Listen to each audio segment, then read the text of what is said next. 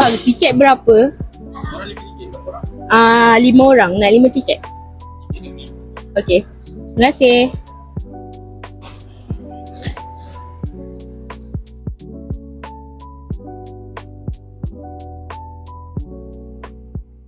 Tak ada tadi. Selamat datang ke Bukit Melawati. Kita dah masuk Bukit Melawati. Kita nak pergi museum tu. Masa tujuan. Kita dah sampai mana ni? Kita dah sampai Museum Permainan Tradisional.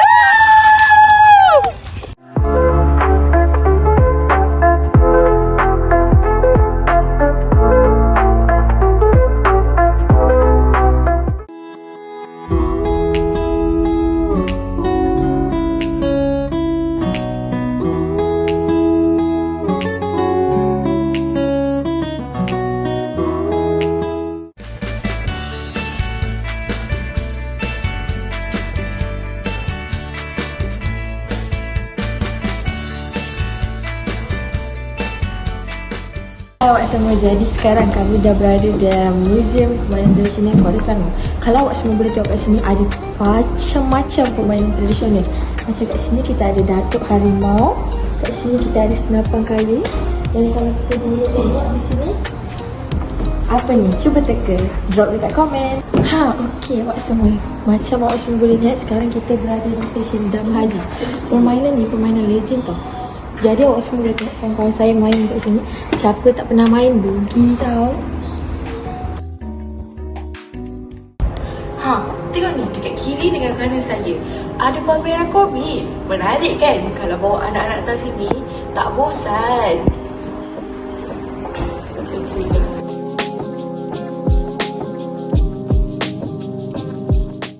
Seterusnya, kat museum ni juga, selain daripada ada komik-komik boleh menarik perhatian kita ni, nak dapat informasi senang sangat. Kita tengok, ada QR kan? Kita scan je.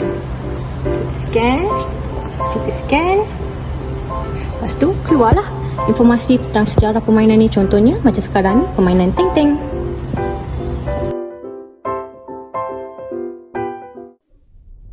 Kawan-kawan, tadi kita dah menceritakan tentang kelebihan museum ini kan? Sekarang, saya nak menceritakan tentang sejarah permainan tradisional yang ada di Selangor ini. Jom! Sebelum kami masuk kepada sejarah permainan tradisional di Selangor, saya ingin memulakan dengan situasi yang kita semua biasa lihat sekarang. Pada masa kini, kebanyakan kanak-kanak lebih cenderung bermain permainan teknologi seperti Nintendo atau PS5 yang selalunya dimainkan secara individu atau dalam talian. Walaupun permainan ini menyeronokkan, ia secara tidak langsung mengurangkan interaksi secara bersemuka dalam kalangan kanak-kanak.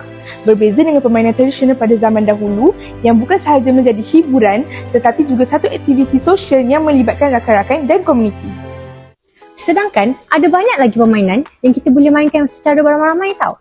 Salah satunya bola tin. Bola tin ni selalunya digemari oleh kanak-kanak lelaki umur 7 tahun ke atas.